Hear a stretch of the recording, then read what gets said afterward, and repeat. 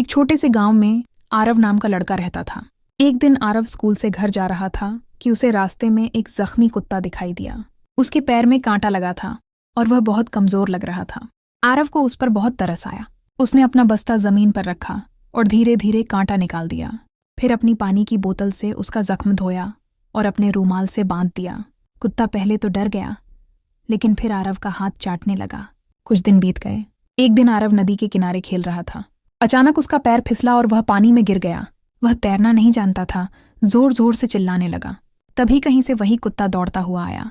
उसने पानी में छलांग लगाई, आरव की कमीज पकड़ ली। आरव की जान बच गई।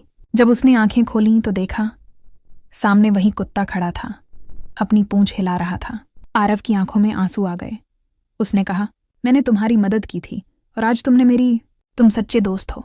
उस दिन के बाद से दोनों कभी अलग नहीं हुए। जहां आरव जाता, कुत्ता उसके साथ जाता और पूरा गांव उनकी दोस्ती की मिसाल देता। ऐसे ही अच्छे वीडियो देखने के लिए कृपया हमारे चैनल को सब्सक्राइब करें। धन्यवाद।